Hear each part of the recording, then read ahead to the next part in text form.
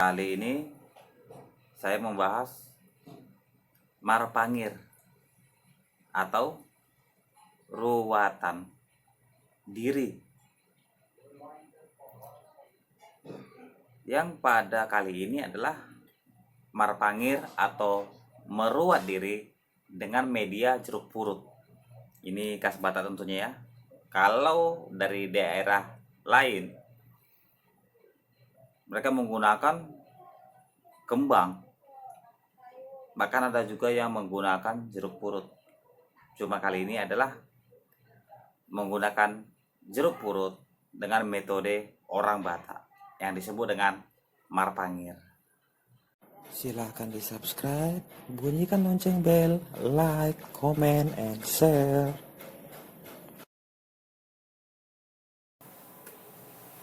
Oke guys, jadi di sini marpangir atau ruwatan diri di sini menggunakan media jeruk purut. Kalau dari daerah lain biasa menggunakan kembang dan lain-lain. Apa manfaatnya marpangir atau ruwatan diri? Yang paling umum kita dengar adalah sebagai untuk buang sial. Ada juga karena lambat jodoh. Juga karena rezeki dia tidak lancar. Oke, jadi manfaat marpangir atau ruwatan ini sebenarnya sangat banyak. Tapi di sini saya akan mengelompokkannya menjadi 3 kelompok besar saja. Oke, jadi manfaat marpangir adalah saya bagi menjadi 3 kelompok. Yang pertama adalah untuk pembersihan. Pembersihan seperti apa? Pertama, pembersihan seperti sial, pembersihan seperti karma, pembersihan seperti apa yang telah kita lakukan di masa lalu yang kita tuai saat ini, atau kita melakukan kesalahan saat ini yang akan kita tuai di masa depan. Jadi untuk membersihkan semua bala dan sengkala. Itu yang pertama, untuk pembersihan. Jadi manfaat marpangir yang kedua itu sebagai maintenance atau pemeliharaan. Seperti apa? Oke. Kesembuhan karena penyakit yang tak kunjung sembuh.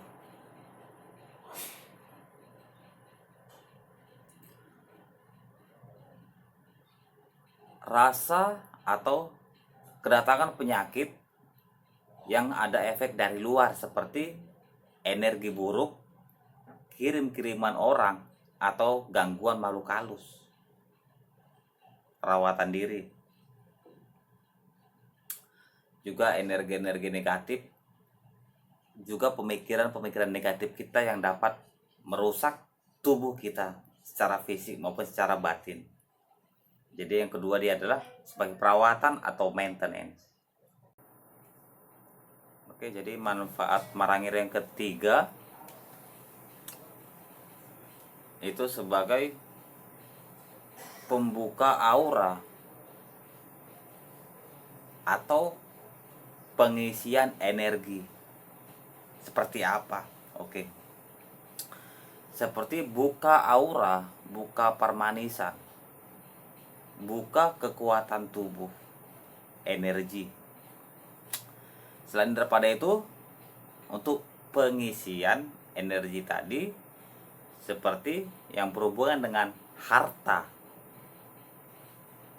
tahta, wanita, dan segala macam pengisian energi yang Oke, jadi apakah marpangir memiliki mantra-mantra tertentu dalam ketiga kelompok tadi? Sebenarnya dalam marpangir atau meruat diri itu tidak memiliki mantra-mantra yang harus atau mantra-mantra yang wajib yang harus kita bacakan. Tidak ada. Oke. So di sini jadi kita berpulang kepada diri kita sendiri. Bagaimana kita berdoa kepada Sang Pencipta. Oke, jadi di sini ada tabasnya, tapi ini tidaklah wajib karena kita dapat menggunakan doa secara pribadi tonggo-tonggo kita kepada Mula Jalina Bulun.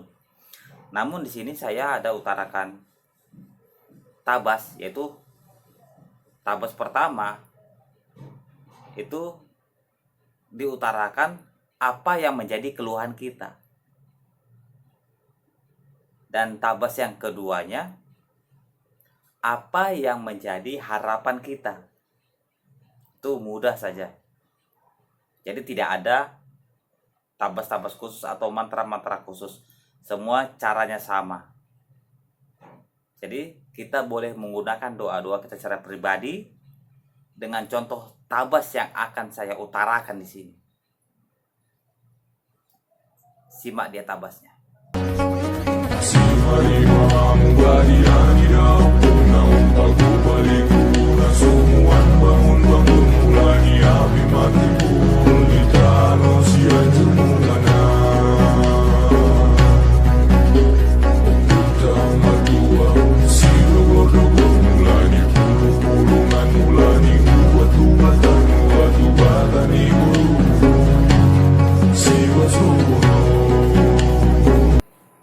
Oke, lalu bagaimana tata cara ritualnya? Tata caranya sangat mudah. Kadang kita menemukan tutorial cara merpangir di luar sana, itu terserah kepada kita, kembali pada diri sendiri. Namun yang utama, tidak ada tata cara yang wajib dalam merpangir. Kemungkinan walaupun sesama Batak kuno, tapi lain daerah memiliki cara yang berbeda. So jadi di sini adalah kita sediakan itu jeruk purut.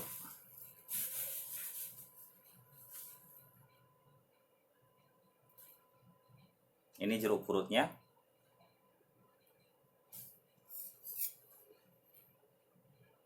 Oke, jadi untuk pengisian tertentu kemungkinan kita akan memotong dia menjadi 7 belahan, 8 belahan dan segala macam. Itu untuk pengisian. Namun di sini saya utarakan adalah untuk yang standar normal untuk orang awam biasa dan seperti saya juga. Itu cukup dengan cara pertama kita baca tabas tadi dengan keluhannya dan tabas yang kedua dengan harapannya. Kemudian jeruk purut ini kita belah seperti biasa, tapi cara belahnya adalah ke belakang. Jadi dia diiris itu ke belakang, bukan ke depan. Kita iris sampai keliling. Jadi dia irisnya adalah ke belakang.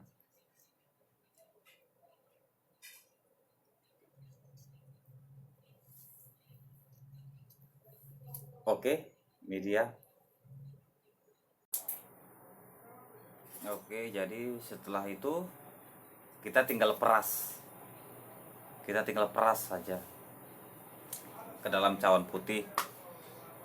Oke, nanti dari cawan putih sebagiannya kita minum, sebagiannya lagi adalah untuk kita mandikan. Oke, jadi di sini akan saya contohkan. Setelah itu, setelah kita potong, tapi tidak sampai putus, kemudian kita putar dan kita baca lagi tabasnya seperti yang tadi. Kita putar berlawanan arah.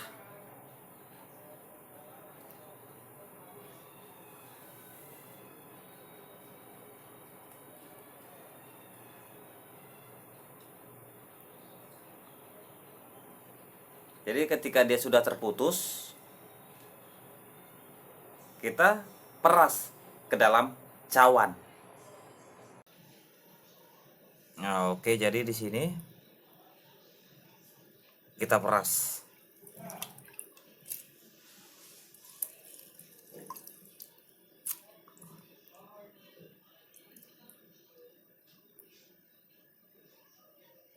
Kemudian setelah ini kita berdoa dengan cara kita masing-masing. Apa yang menjadi doanya adalah tulus dari hati kita sendiri.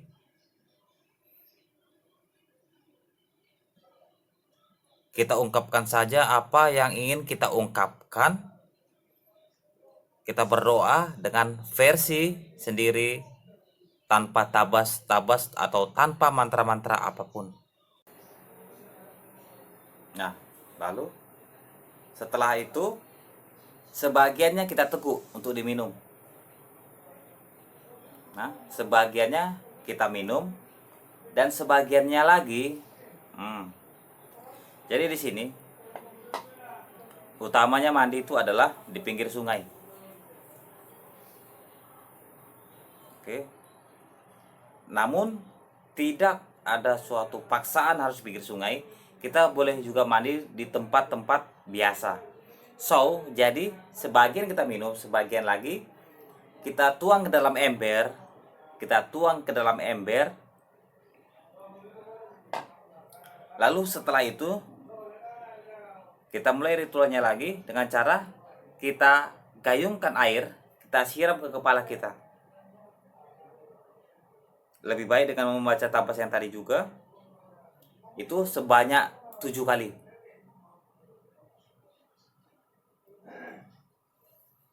Jika kita ingin menggunakan sabun, kita menggunakan ini sebagai sabun untuk menggosok pada kulit kita. Namun jika tidak, itu tidak ada masalah, tidak ada paksaan sama sekali. Namun jika di daerah lain ada mengatakan harus begini begitu, itu terserah saja. Namun seperti ini saja normal dia. Jadi ketika ada untuk pengisian tertentu, buka aura itu tentu ada memiliki, atau untuk pengasihan dorma itu ada belahan-belahan tertentu. Namun di sini hanya untuk normal. Sudah, setelah kita siramkan 7 kali, kita boleh mandi dengan menggunakan, dilanjutkan dengan air biasa. Oke, boleh dilanjutkan dengan air biasa atau tidak sama sekali, dan dibiarkan tubuh kita dengan kering sendiri. So, lalu pertanyaan, apakah mandi harus telanjang atau tidak? Mungkin tempat lain mengharuskan kita harus bertelanjang. Namun di sini tidak ada. Tidak ada keharusan untuk bertelanjang. Namun jika kita menggunakan baju atau pakaian dalam atau menggunakan sarung, so setelah kita selesai mandi, pakaian yang tadi itu dibungkus, kemudian dilarungkan atau dibuang ke sungai. So, jadi di sini kalau kita tidak di sungai, kita boleh buang ke tempat sampah. Jadi apa yang kita pakai saat kita mandi, 7 kali gayungan, jika kita menggunakan sarung maka itu akan dibuang semua. So, jadi lebih bagus adalah bertelanjang.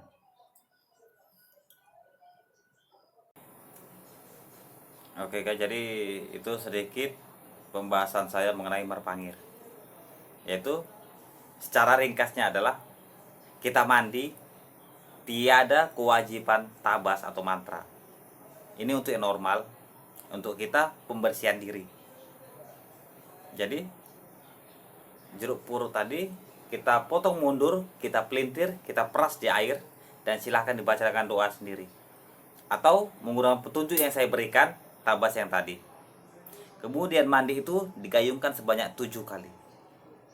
Utamanya mandi di sungai, namun tidak di sungai pun boleh. Jadi itu sedikit ringkasan yang saya utarakan. Jika berbeda dari tempat lain, ya itulah kekayaan teknik Batak kuno Maranggir zaman dulu. Namun jika ada kesamaan, itu karena memang ada persebaran teknik di seputaran Batak dan sekitarnya. Oke guys, jadi sekian dulu dari saya. kritik, pertanyaan, komentar, silahkan di bawah ditulis, dicantumkan. Nanti saya akan menjawabnya. Oke, jadi sekian saja dari saya. Seperti biasa, agar channel ini dapat maju dan lebih berkembang lagi, silahkan di subscribe di bawah, bunyikan loncengnya, belnya, dan silahkan di share. Oke, silahkan subscribe-nya di bawah. Terima kasih.